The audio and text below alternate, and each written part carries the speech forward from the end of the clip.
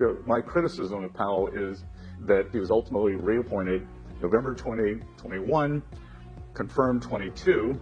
The Fed doesn't start raising rates until March 23. I think that 6-9 month delay, really, the lit fuse got towards the bomb pretty quickly.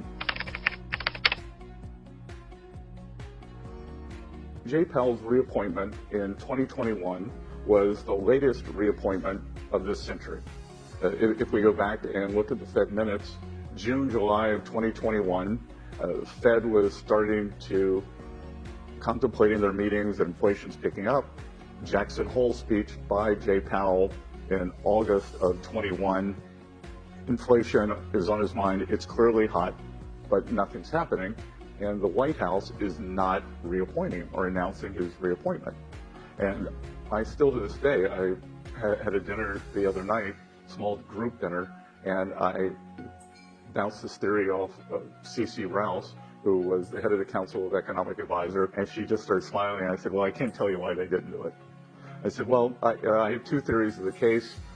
One, not so benign, but it was because they couldn't decide between Lael Brainerd and Jay Powell who to nominate. The more nefarious case was they didn't want Powell to raise rates, so they didn't give him the certainty. But my criticism of Powell is that if he thought inflation was hot, he could have been a good patriot, maybe risked his job and done the right thing and spared the American people a lot of problems. So what happened was he was ultimately reappointed November 2021, confirmed 22. The Fed doesn't start raising rates until March 23. Reappointed December 21, or confirmed December 21. They start raising rates March of 22. Amazingly, they were still doing QE up until full-blown QE up until February of 22, and I think that 6-9 month delay, really, the lit fuse got towards the bomb pretty quickly. I never use two words in the investment business, never, and always. The Fed could have stopped it.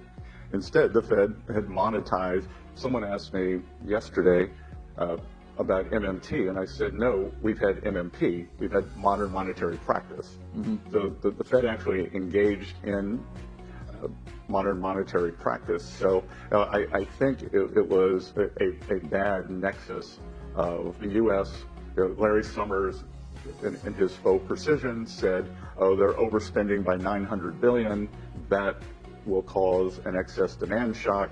But it's some amount of the $4 trillion in spending that came with the American Recovery Act and the Inflation Reduction Act. So the Fed was complicit, if not completely determinative.